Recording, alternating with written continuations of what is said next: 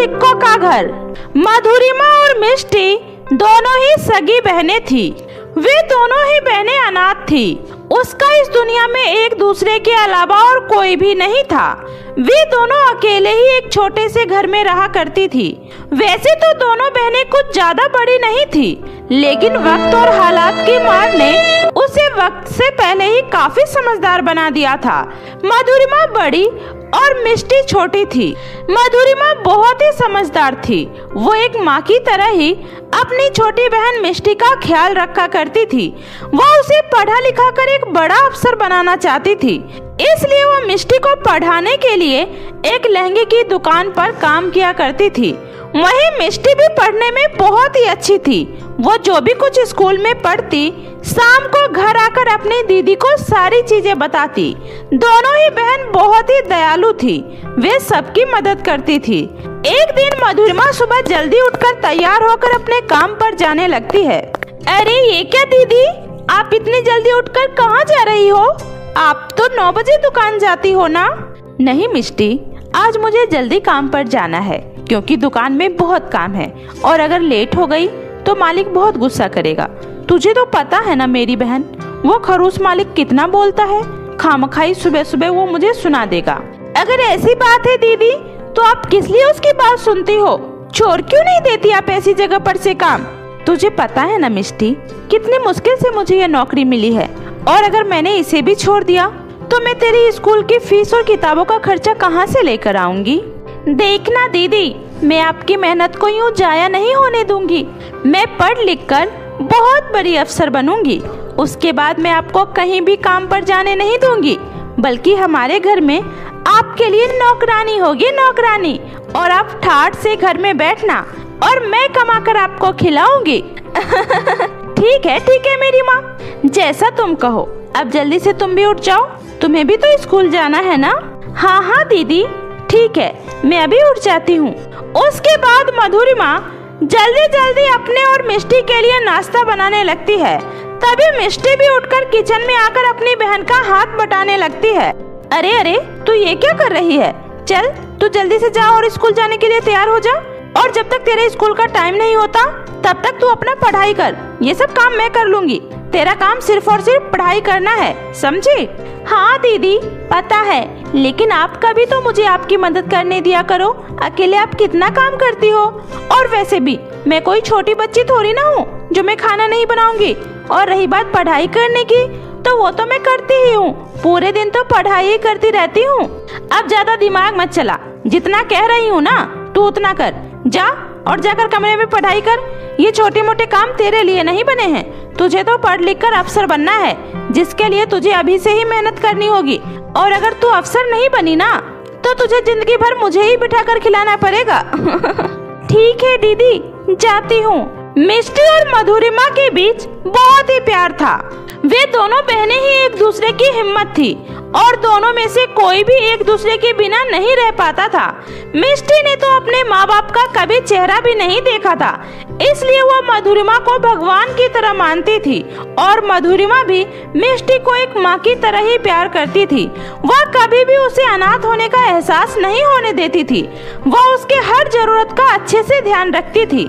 ऐसे ही एक दिन मधुरिमा खाना बना रही होती है और अपने माता पिता को याद कर रही होती है। काश माँ, आज आप हम लोगों के साथ होती तो कितना अच्छा होता। आज आप हम दोनों बहनों को अपने हाथों से खाना बनाकर खिलाती और हम दोनों बहनें एक साथ स्कूल जाती। और जब हम दोनों घर आती तो फिर से आपके हाथों से बना हुआ स्वादिष्ट खाना खाने को मिलता।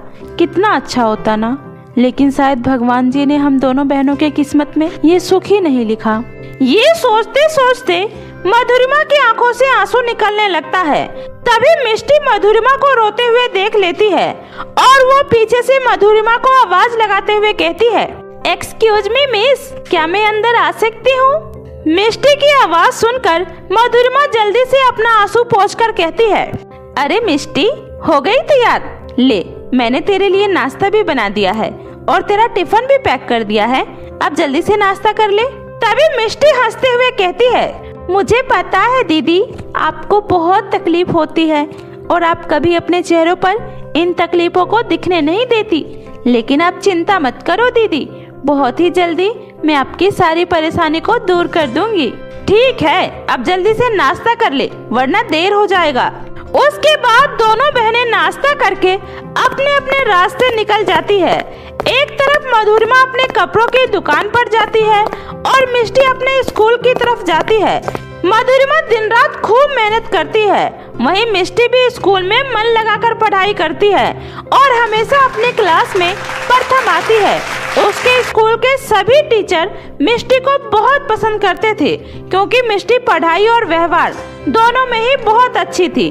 स्कूल में सभी बच्चे मिष्टी को बहुत पसंद करते थे। रोजी नाम की एक घमंडी लड़की भी थी जो मिष्टी से बहुत जला करती थी। मिष्टी उसे फूटी आंख भी नहीं भाती थी। रोजी और उसकी दोस्त मिलकर मिष्टी को बहुत ही परेशान किया करते थे, लेकिन मिष्टी हमेशा रोजी और उसके दोस्तों को इग्नोर कर दिया करती थी। वह हंसते हंसते उसके सभी हरकतों को नजरअंदाज कर दिया करती थी। ऐसे ही एक दिन मिष्टी स्कूल से घर जा रही थी, तभी रोजी भी अपने कार से स्कूल जा रही थी। तभी रास्ते में कीचड़ था और रोजी अपने ड्राइवर से कहती है, सुनो, तुम्हें इस तरह से कार चलानी है कि सारा कीचड़ उड़कर उस सड़क छाप लड़की पर गिरे। ठीक है बेबी जी। उसके बाद वो ड्राइवर इतनी तेजी से कीचड़ से कार लेकर जाता है जिससे मिष्टी के सारे कपड़े कीचड़ से लथपथ हो जाता है। ये देखकर मिष्टी चिल्लाते हुए कहती है, अरे ओ पागल ड्राइवर, तुझे दिखाई नहीं देता क्या? अगर गाड़ी चलानी नहीं आती फिर गाड़ी लेकर निकलते ही क्यों हो? मेरी पूरी यूनिफॉर्म खराब हो गई, अब मैं स्कूल कैसे जाऊंगी? उसके बाद रोजी अपने कार की खिड़की खोलकर मिष्टी को चिढ़ाते हुए वहाँ से चली जाती है। मिष्टी मायूस होकर वापस से घर जाती है और खुद को अच्छे से साफ करने के बाद वो फिर से स्कूल जाती है, जिसकी वजह से उसे आज स्कूल आने में काफी देर हो जाती है। और जब वो क्लास में पहुंचती है तो क्लास टीचर उसे डांटते हुए कहती है, मिष्टी, तुम तो इतनी समझदार लड़की हो, फिर तुम्हें आज स्कूल आने में इतनी देरी कैसे हो गई? तुम तो बहुत समझदार लड़की हो, फिर ये गैर जिम्मेदारी वाला काम कैसे? मिष्टी कुछ बोलती उससे पहले ही रोजी कहती है, मैं कहती थी ना मैम कि मिष्टी भी ऐसी ही है, एकदम बदतमीज और गैर जिम्मेदार। मुझे तो पहले ही पता था, ये बस स्कूल टीचर के सामने अच्छा होने का दिखावा करती है। ये सुनकर मिष्टी गुस्से में कहती है, तुम तो चुप ही रहो, आज तुम्हारी वजह से टीचर जी ने मुझे डांटा है। अगर तुम्हारा वो बदतमीज ड्राइवर सही से गाड़ी चलाता तो न मुझ पर कीचड़ आता और न ही मैं आज स्कूल लेट से आती। मिष्टी और रोजी को बहस करता हुआ देखकर टीचर कहती है, साइलेंट, दोनों के दोनों अपना मुंह बंद करो और अपनी अपनी सीट पर जाकर बैठो। अगली बार से ऐसी गलती नहीं होनी चाहिए मिष्टी। ठीक है मैम। शाम को जब स्कूल की छुट्टी होती है तब रोजी अपने बिगड़े हुए दोस्तों के साथ मिष्टी के रास्ते पर आकर खड़ी हो जाती है। अरे इस अनाथ लड़की की अकड़ तो देखो, इसके पास ना तो पैसा है और ना ही माँ बाप, फिर भी अकड़ तो देखो कैसे राजकुमारियों वाली है। और तो और इसके पास तो पहनने के लिए कपड़े भी नहीं है, रोज रोज एक ही यूनिफॉर्म को पहनकर स्कूल आती है, जूते भी फटे हुए हैं। सही कहा रोजी, वैसे भी बेचारी को ये सब दिलाएगा कौन? इसके तो माँ बाप ही नहीं है, अनाथ कहीं की। ये सुनकर मिष्टी को बहुत बुरा लगता है और वो रोते हुए वहाँ से अपने घर की तरफ जाने लगती है। तभी उसे रास्ते में एक बूढ़ी औरत दिखाई देती है। अरे अम्मा, आप यहाँ ऐसी हालत में क्या कर रही हो? अरे बेटा, मैं तो कब से अपना गिरा हुआ सामान उठाने की कोशिश कर रही हूँ, लेकिन मेरी बूढ़ी हड्डियों में इतनी भी ताकत नहीं है जिससे मैं इसे उठा सकूं। अम्मा, क्या आप अकेली हैं? क्या आपके साथ और कोई नहीं है? नहीं बेटी, इस बेगानी दुनिया में मुझे अपना कहने वाला कोई नहीं है और अब तो लगता है मैं भी कुछ ही दिनों की मेहमान हूँ। मैंने पिछले 1 हफ्तों से कुछ भी नहीं खाया है बेटी। ऐसा क्यों कह रही हो अम्मा? हम हैं ना। अम्मा, आप मेरे साथ मेरे घर चलिए, मेरी दीदी बहुत ही अच्छी है और वो बहुत ही स्वादिष्ट खाना बनाती है, आप चलिए मेरे साथ। उसके बाद मिष्टी उस बूढ़ी औरत को अपने साथ अपने घर ले जाती है और फिर उसके घर में जो भी कुछ होता है वो उस बूढ़ी अम्मा को खाने को देती है। शाम को जब मधुरिमा काम से घर वापस आती है तो मिष्टी उसे उस बूढ़ी अम्मा के बारे में सारी बातें बताती है। ये सुनकर मधुरिमा अपनी बहन को शाबाशी देते हुए कहती है, अम्मा, आप ठीक तो है ना? अच्छा हुआ अम्मा आप यहाँ आ गई, मैं भी काफी दिनों से सोच रही थी कि हमारे घर में भी हमारे सर पर हाथ रखने वाला कोई होता, और देखिए भगवान ने आपको भेज दिया। आप आराम करिए अम्मा, मैं जल्दी से सबके लिए खाना बना देती हूँ।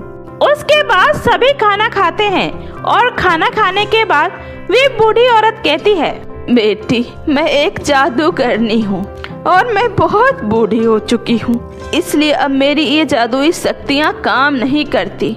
लेकिन तुम दोनों बहनों की ईमानदारी और सच्चाई देखकर मैं तुम दोनों को कुछ देना चाहती हूँ बेटा।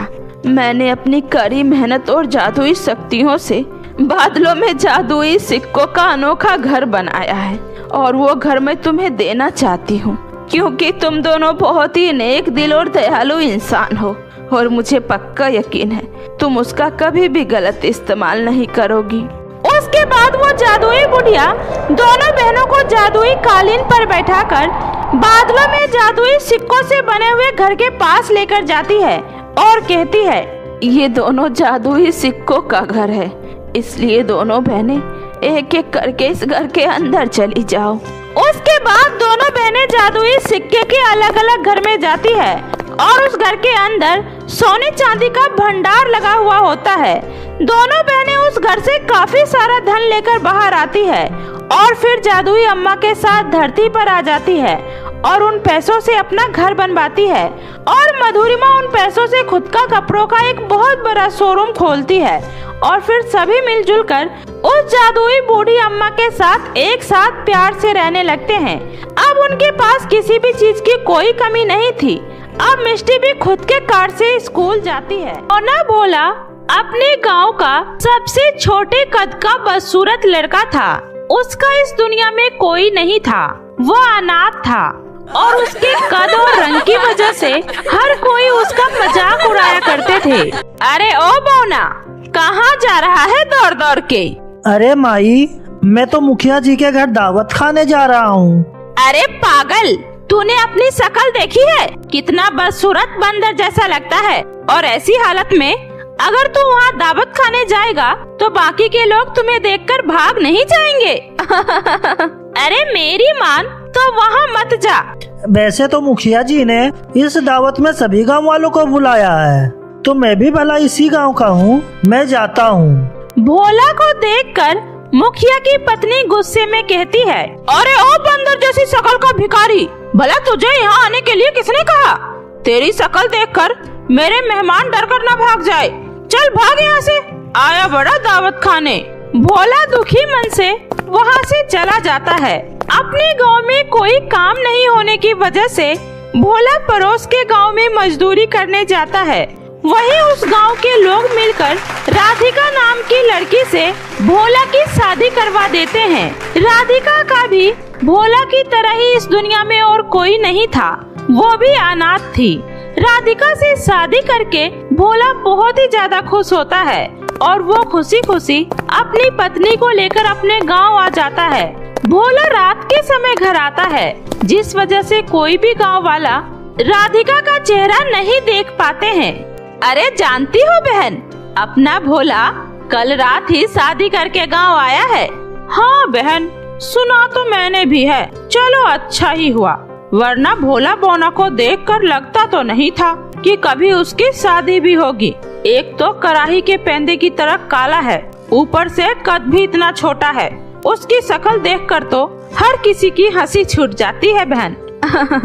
ये देखो राधिका, यही मेरा घर है और मैंने तुमसे कहा था ना, मेरा इस दुनिया में कोई नहीं है, इसलिए यहाँ पर तुम्हारा स्वागत करने वाला भी कोई नहीं है। लेकिन तुम दुखी मत होना, आज से तुम इस पूरे घर की मालकिन हो। और हाँ, आज से मैं और भी जी लगाकर मेहनत करूँगा और तुम्हें कोई भी तकलीफ नहीं होने दूंगा। भोला राधिका से बात कर ही रहा था, तभी उसके दरवाजे पर उसके गांव के कुछ लोग आ जाते हैं और भोला का दरवाजा खटखटाने लगते हैं। अरे बोना भैया, दरवाजा खोलो, हम सब दुल्हन देखने आए हैं। आ गए ये लोग बिना तुम्हारा चेहरा देखे मानेंगे नहीं। रुको, मैं देखता हूँ। अरे बाप रे बाप, ये दुल्हन तो इतना लंबा घूंघट डाल रखी है। अरे अब जल्दी से घूंघट हटाकर अपना चांद जैसा चेहरा तो दिखाओ, और नहीं तो क्या, आखिर अब हमसे कैसा शर्माना। हाँ बेटा, हम कोई दूसरे नहीं है बेटी, हम तो भोला के ही पड़ोसी हैं। चलो बेटी, अब अपना घूंघट उठा दो। राधिका चुपचाप घूंघट डाले खड़ी रहती है। अरे, जब मेरी बीवी आप लोगों को अपना चेहरा नहीं दिखाना चाहती तो आप लोग उससे क्यों जबरदस्ती कर रहे हैं? वो कहीं भागी नहीं जा रही है। आप सब फिर कभी आकर उसका चेहरा देख लेना। ये तुम क्या कह रहे हो भोला? आखिर हमारे बौने भोले की शादी हुई है और भला हम बिना दुल्हन देखे तो यहाँ से नहीं जा सकते ना? अरे हाँ, हम सब जानना चाहते हैं कि आखिर किसकी किस्मत फूटी थी जो तू जैसे बौने बंदर से शादी कर ली। अरे बौना, तू चिंता मत कर, हम सब फ्री में तेरी दुल्हन का चेहरा नहीं देखेंगे, उसे 10-20 रुपए मुँह दिखाई भी दे देंगे। अब तो अपनी बीवी का चेहरा दिखा दे। गाँव वाले के बार बार जिद करने पर राधिका अपना घूंघट हटाती है और राधिका को देखकर सभी लोग हैरान हो जाते हैं, क्योंकि राधिका के चेहरे पर बड़ी बड़ी मूछें थी, जिसे देखकर सभी गांव वाले जोर जोर से हंसने लगते हैं। राम मिलाए जोड़ी, एक अंधा एक कोरी। क्यों रे बोना, इतने दिनों के बाद तुझे यही मूछ वाली लड़की मिली थी क्या शादी के लिए? अरे, अपने जैसा ही कोई बोनी को देखकर शादी कर लेता। भला ये मर्दों की तरह दिखने वाली औरत से शादी करने का कौन सा आफत आ गया था? ठीक है, आप लोगों को जो सोचना है सोचो। मैं बोना हूँ और मेरी पत्नी मोछो वाली है। इस बात से आप लोगों का क्या? जाइए आप लोग यहाँ से। चलो चलो, सब लोग चलो यहाँ से। हम सबको ही शौक चढ़ा था जो सुबह सुबह आ गए मर्दों जैसी दिखने वाली औरत का चेहरा देखने। चलो चलो।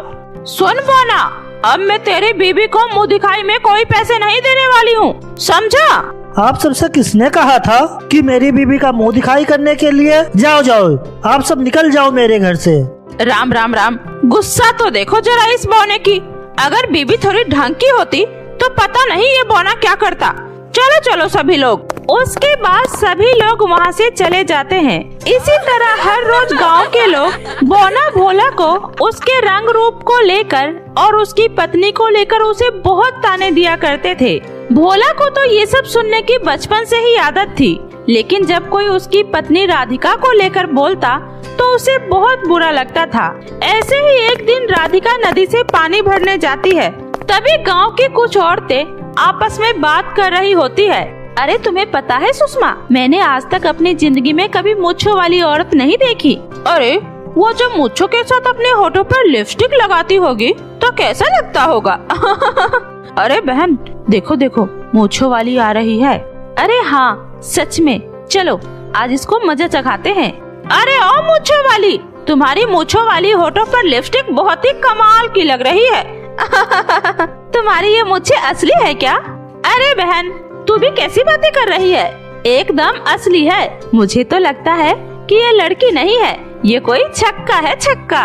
ये सुनकर राधिका फूट फूट कर रोने लगती है और दौड़कर वहाँ से भागकर घर आ जाती है।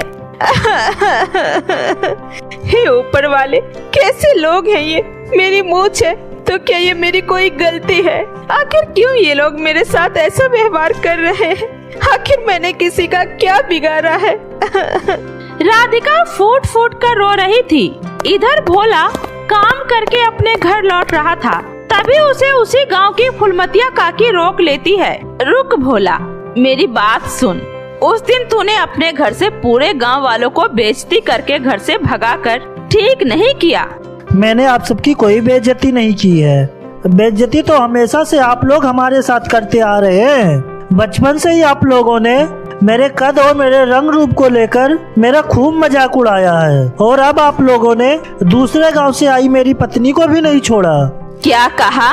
कल तक का लड़का आज तू हम सब से जवान लड़ाने लग गया है। कल तक तो तूने कभी भी हम सब गांव वालों को कुछ भी नहीं बोला, लेकिन जब से तेरी वो मुच्छर बीबी आई है तब से तेरे भाव ही बढ़ गए हैं। तुझे उकसाने वाली वही तेरी मुच्छर बीबी है ना? देखो काकी, हर बात के बीच में मेरी बीबी को लेकर मत आओ। जाओ काकी, मुझे किसी से कोई भी बात नहीं करनी है। जाओ यहाँ से। मैं तो जा रही हूँ, लेकिन तेरा अगर ऐसा ही रवैया रहा ना तो गांव वाले मिलकर तेरा इस गांव में जीना दुश्वार कर देंगे। हाँ, इतना कम है जो और करेंगे।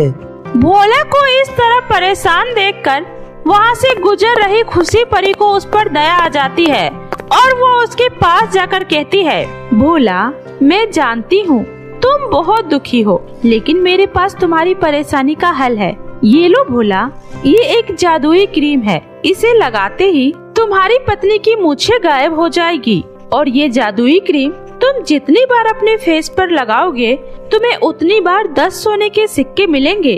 और अब से तुम्हारा कद भी आम लोगों की तरह ही हो जाएगा। अब खुशी खुशी इसे लेकर अपने घर जाओ। भोला परी का धन्यवाद कर अपने घर आ जाता है। जब वो घर आता है तो देखता है कि राधिका बैठकर रो रही है। अरे मेरी भाग्यवान, रोने के दिन खत्म हुए, अब हमारे अच्छे दिन आने वाले हैं। पर वो कैसे?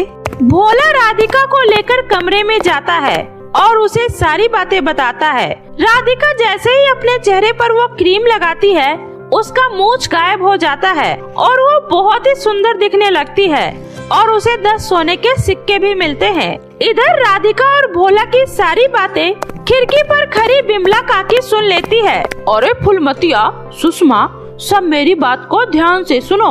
और फिर बिमला सभी गांव वालों को उस जादुई क्रीम के बारे में बता देती है। सभी गांव वाले मिलकर राधिका और भोला के सोने का इंतजार करने लगते हैं। उसके बाद उसका जादुई क्रीम चुरा लेते हैं और एक एक करके गांव की सभी औरतें अपने चेहरे पर उस जादुई क्रीम को लगा लेते हैं। क्रीम लगाते ही सभी के चेहरे काले और बदसूरत हो जाते हैं। ये देखकर सभी औरतें बहुत ही ज्यादा परेशान हो जाती है और रोने लगती है। तभी वहाँ पर खुशी परी आती है। रो क्यों रही हो? ये सब तुम लोगों के ही कर्मों का फल है। तुम लोगों ने मिलकर गांव के एक सीधे साधे इंसान को बहुत रुलाया है, ये उसी की सजा है। परी की बातें सुनकर गांव वाले परी से अपने किए की माफी मांगते हैं। ठीक है, मैं तुम लोगों को फिर से सही कर दूंगी, लेकिन मेरी एक शर्त है। तुम लोग अब से राधिका और भोला के साथ मिलजुल कर प्यार से रहोगे और उसे कभी भी परेशान नहीं करोगे।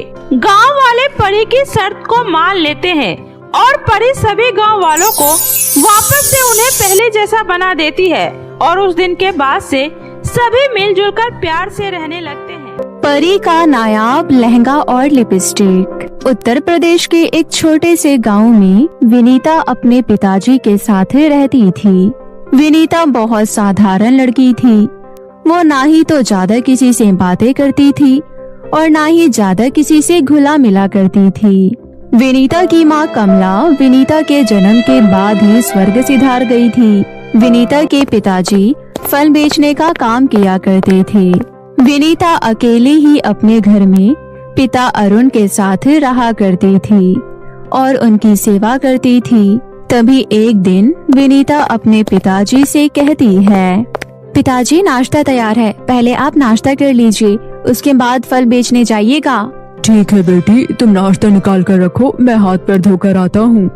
नाश्ता करने के बाद अरुण फलों का ठेला लेकर गांव-गांव बेचने के लिए निकल जाता है और आवाज लगा लगा कर फल बेचने लगता है। केला ले लो, मीठे मीठे सेब ले लो, ताजा ताजा फल ले लो, रास्ते का माल सस्ते में ले लो, फल ले लो, फल। अरुण के सारे फल बिक जाते थे और बचे हुए फल 2-4 दिनों में ही खराब हो जाता था। फल बेचकर अरुण को कोई भी फायदा नहीं होता था। उसे समझ नहीं आता था कि वो और करे तो क्या करे। तभी वो अपनी मरी हुई पत्नी को याद करके बोलता है, विमला, अपनी बिटिया शादी करने लायक हो गई है, मुझे अब उसकी शादी भी करनी है और मैं तो इतना पढ़ा लिखा भी नहीं हूँ कि कोई नौकरी कर सकूँ। मैं आज ही गांव के जमींदार के पास जाकर कुछ काम मांगूंगा।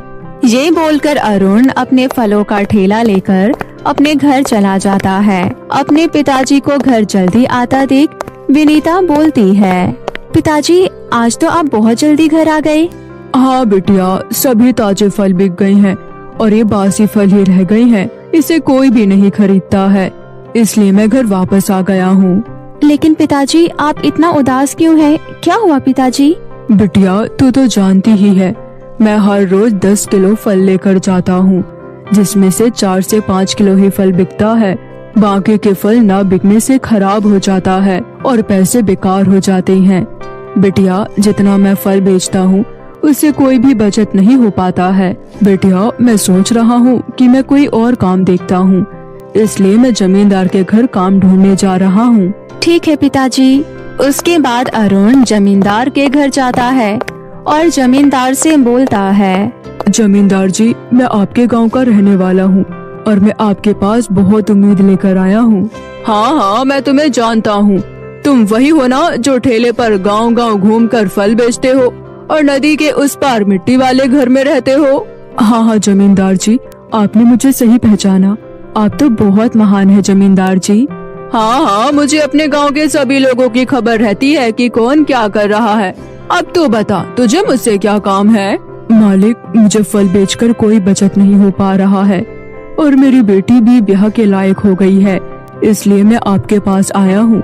अगर आपके पास कोई काम हो तो आप मुझे बता सकते हैं। जमींदार जी, मैं कुछ भी करने के लिए तैयार हूँ। ठीक है, अगर तुझे काम चाहिए तो कल से आ जाना। तुम मेरे घर पर नौकरों के साथ काम कर लेना। मैं तुम्हें महीने के 5,000 रुपया दे दिया करूँगा। ठीक है मालिक। इतना कहकर अरुण अपने घर जाता है और अपनी सारी कहानी अपनी बेटी विनीता को बताता है। बिटिया, जमींदार ने मुझे काम पर रख लिया है। कल से मैं जमींदार के घर काम पर जाऊंगा। मैं सोच रहा हूँ कि सुबह सुबह फल बेचने चला जाऊंगा और फल बेचने के बाद जमींदार जी के घर जाकर काम भी कर लूंगा। परंतु पिताजी, आप इतना सारा काम कैसे कर पाएंगे? आपकी अब उम्र हो गई है, आपको इतना सारा काम करना शोभा नहीं देता। आप फल बेचने जाया कीजिए और जमींदार जी के घर काम पर मैं चली जाऊंगी। लेकिन बिटिया, तुम ये सब कैसे कर पाओगी? लेकिन कुछ नहीं पिताजी, मैंने कहा ना कि आप ज्यादा काम नहीं करेंगे तो बस नहीं करेंगे। अरुण जानता था कि विनीता नहीं मानेगी, इसलिए वो विनीता को नहीं रोकता है। अगली सुबह विनीता घर का सभी काम खत्म करके जमींदार जी के यहाँ काम करने जाती है। विनीता एक नौजवान लड़की थी। विनीता मन लगाकर जमींदार जी के घर काम कर रही होती है कि तभी जमींदार वहाँ पर आता है और विनीता से बोलता है, अरे लड़की, तू अरुण की बिटिया है ना? हाँ जमींदार जी, वो मेरे पिताजी हैं। लेकिन अरुण तो कह रहा था कि वो काम पर आएगा। चलो कोई बात नहीं, मुझे तो काम से मतलब है, चाहे तुम करो या अरुण करे। जमींदार जी, पिताजी की उम्र हो गई है, अब उनसे ज्यादा काम नहीं हो पाता है, इसलिए उनकी जगह मैं ही काम पर आऊंगी। ठीक है, क्या मैं तुम्हारा नाम जान सकता हूँ? जमींदार जी, मेरा नाम विनीता है। विनीता, वाकई में तुम्हारा नाम बहुत सुंदर है, बिल्कुल तुम्हारी तरह। विनीता को जमींदार की हरकतें कुछ ठीक नहीं लगती, परंतु वो कामों में लगी रहती है। इसी तरह कुछ दिन बीत जाते हैं। विनीता जमींदार के घर काम करती और जमींदार पूरे दिन उस पर नजर रखता था। विनीता को उसकी हरकतें समझ में आ रही थी, लेकिन वो कुछ नहीं कहती थी। वो चुपचाप उसके घर काम करती और शाम होते ही अपने घर आ जाया करती थी। एक दिन विनीता जमींदार के घर खाना बना रही थी। तभी जमींदार वहाँ पर आता है और विनीता से कहता है, विनीता, मैं तुमसे कुछ कहना चाहता हूँ। हाँ, कहिए ना जमींदार जी, आपको कुछ चाहिए था क्या? विनीता, देख, मैं तेरी भलाई के लिए कह रहा हूँ। तेरे पिताजी अब बूढ़े हो गए हैं, अब उनसे ज्यादा काम नहीं हो पाता है। मैं उनकी सारी परेशानी समझता हूँ। वो चाहते हैं कि तेरी अच्छे घर में शादी हो जाए। लेकिन विनीता, मैं तुम्हें बहुत पसंद करता हूँ। मानता हूँ कि मैं शादीशुदा हूँ, लेकिन फिर भी मैं तुझे रखने के लिए तैयार हूँ। जमींदार जी, ये आप कैसी बातें कर रहे हैं? आपकी मुझसे ऐसी बातें शोभा नहीं देती। मैं आपकी बेटी की उम्र की हूँ। देख, अब तो फालतू की भाषण मत दे। क्या सही है क्या गलत है वो मैं भी समझता हूँ। मैं तुझे आखिरी बार कह रहा हूँ, अगर तुझे मेरी बातें समझ नहीं आती तो कल से काम पर आने की जरूरत नहीं है। जमींदार जी, आप क्या मुझे काम से निकालेंगे? मैं खुद ये काम छोड़कर जा रही हूँ। विनीता जमींदार को सुनाकर अपने घर जाने लगती है और वो सोचती है, अगर मैं ये बातें पिताजी को बताई तो पिताजी पर क्या बीतेगी। मुझे ये सारी बातें पिताजी से छुपानी होगी, परंतु अगर पिताजी मुझसे पूछेंगे तो मैं उन्हें क्या जवाब दूंगी। विनीता ये सब सोच रही होती है और सोचते सोचते घर जाने की जगह वो एक घने जंगल में चली जाती है। विमला अपने घर से ज्यादा नहीं निकलती थी, इसलिए वो घर का रास्ता भटक जाती है और उसे समझ में नहीं आ रहा था कि वो किधर जाए। हे भगवान, ये मैं कहाँ आ गई? मुझे तो कुछ भी समझ में नहीं आ रहा है। आखिर जाऊं तो किधर जाऊं? मेरे पिताजी घर पर राह देख रहे होंगे। मुझे समझ नहीं आ रहा अब मैं घर वापस कैसे जाऊं? मेरी मदद करिए भगवान जी। विनीता बहुत उदास हो जाती है और वहाँ पर बैठे बैठे रोने लगती है। तभी विनीता के पास एक परी आती है और वो परी विनीता से बोलती है, क्या हुआ बेटी तुम्हें? तुम यहाँ बैठे बैठे क्यों रो रही हो? परी जी, मैं अपने घर का रास्ता भूल गई हूँ। मेरे पिताजी घर पर मेरी राह देख रहे होंगे। प्लीज मुझे मेरे घर तक छोड़ दीजिए। विनीता, बस इतनी सी बात के लिए तुम इतना परेशान हो? बेटी, तुम्हें घर जाना है ना? मैं तुम्हें घर पहुँचा दूंगी। परी जी, मैं किस बात से परेशान हूँ ये मैं आपको कैसे बताऊँ कि मेरे साथ कितना बुरा हुआ है? विनीता, मैं सब जानती हूँ कि तुम्हें किस बात का दुख है, इसलिए मैं तुम्हारी मदद करने यहाँ आई हूँ। लेकिन परी जी, आप मेरी कैसी मदद कर सकती हैं? विनीता, मैं तुम्हें एक नायाब लहंगा और लिपस्टिक देती हूँ जिसकी मदद से तुम अपनी हर इच्छा को पूरी कर सकती हो। इसके बाद परी वहाँ पर एक नायाब लहंगा और लिपस्टिक प्रकट करती है। विनीता जैसे ही वो लहंगा और लिपस्टिक लेती है, परी वहाँ से गायब हो जाती है। विनीता परी की बातों को समझ चुकी थी और वो लहंगे और लिपस्टिक से कहती है, हे नायाब लहंगा और लिपस्टिक, मुझे मेरे घर तक पहुँचा दीजिए। विनीता के इतना कहते ही नायाब लहंगा और लिपस्टिक की मदद से विनीता अपने घर पहुँच जाती है। घर पहुंचकर विनीता देखती है कि उसके पिताजी फल बेचकर वापस नहीं आए हैं और वो सोचती है, पिताजी के घर आने से पहले हमें सब कुछ ठीक करना होगा। हे नायाब लहंगे, मेरी इस झोपड़ी को ठीक कर दो। विनीता के इतना कहते ही नायाब लहंगे अपने जादू से झोपड़ी को एक महल में बदल देता है और वहाँ एक बहुत बड़ा महल बन जाता है। विनीता ये सब देखकर बहुत खुश होती है, जिसके बाद विनीता वो लहंगा पहन लेती है और लिपस्टिक अपने होठों पर लगा लेती है, जिसके बाद विनीता और भी ज्यादा खूबसूरत हो जाती है। अपने आप को इतना खूबसूरत देखकर विनीता बहुत खुश होती है और अपने पिताजी के घर आने का इंतजार करती है। अरुण जब फल बेचकर अपने घर वापस आता है तो वो अपनी झोपड़ी को ना देखकर हैरान हो जाता है और वो बोलता है, हे भगवान, मैं ये किस जगह पर आ गया हूँ? पहले तो यहाँ पर मेरी झोपड़ी हुआ करती थी, लगता है मैं किसी गलत जगह पर आ गया हूँ। अपने पिताजी को हैरान देखकर विनीता उनके पास आती है और बोलती है, पिताजी, ये हमारा ही घर है, आइए पिताजी अंदर आइए। विनीता अपने पिताजी को लेकर घर के अंदर आती है और सारी कहानी अपने पिताजी से बताती है। पिताजी, अब आपको फल बेचने की कोई जरूरत नहीं है, अब हमारी सारी परेशानियां दूर हो गई है।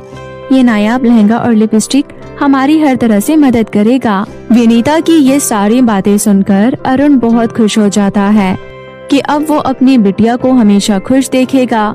कुछ ही दिनों बाद अरुण विनीता के लिए एक अच्छा सा लड़का देखकर खूब धूमधाम से विनीता की शादी करा देता है। अब विनीता परी की दी हुई नायाब लहंगे और लिपस्टिक की मदद से अपने ससुराल वालों के साथ खुशी खुशी अपना जीवन बिताने लगती।